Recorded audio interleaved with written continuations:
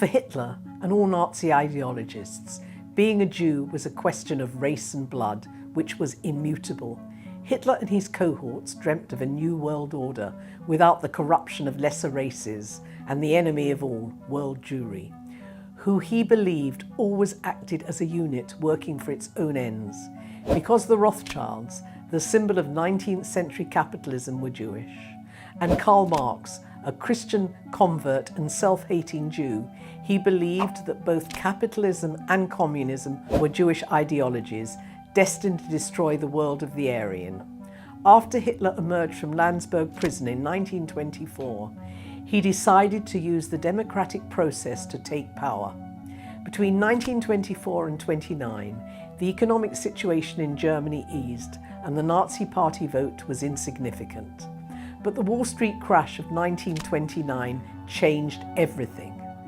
Germany was again plunged into deep recession with high unemployment, misery, and the polarization of politics. In the election of September 1930, the Nazi strength increased dramatically. Building on the collapse of the centre parties and the economic distress of the middle classes, shopkeepers, peasants, artisans, and university students flocked to his programme.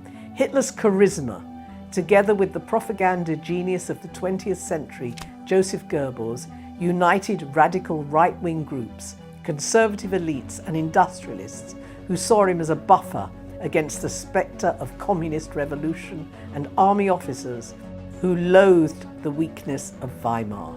Hitler presented as a leader of German rebirth who would create a unified nation, using both terror and seduction. By 1932, he headed the largest party in the Reichstag.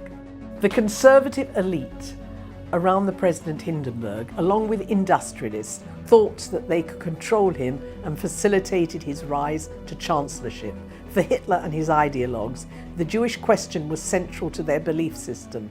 Not every one of the 44% of the population who voted for Hitler was an anti-Semite, but they were prepared to overlook it. Furthermore, another right-wing nationalist group took 8% of the vote and were allied to Hitler.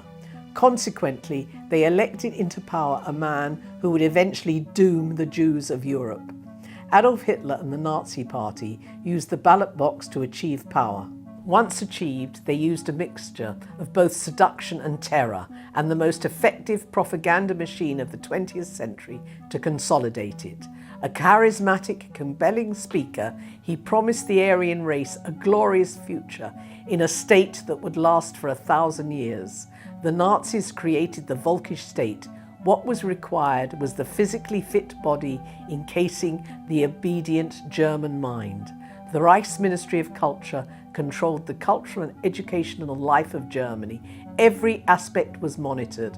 The press, radio, film, literature and music all projected the same image of the perfect leader and the perfect clean state. Students from kindergarten to doctoral candidates were subjected to indoctrination. By 1935, no non-Nazi party member could teach. Perhaps the most striking symbol was the night of the burning of the books, May the 10th, 1933.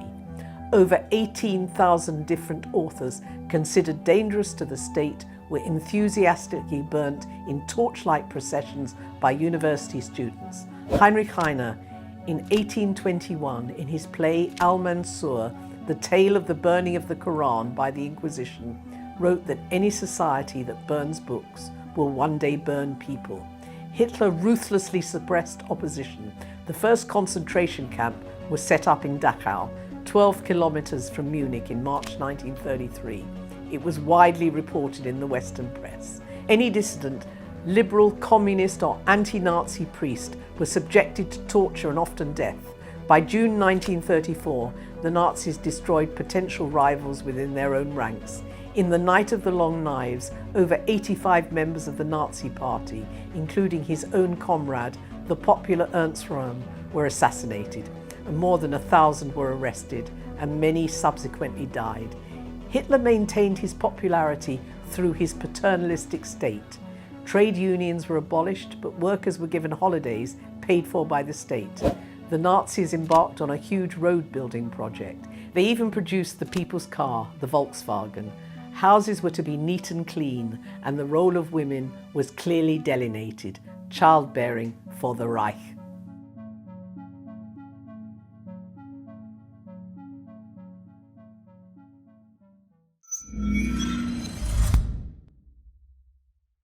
To stay up to date with JTV content, click subscribe here if you're on YouTube and hit the alarm bell.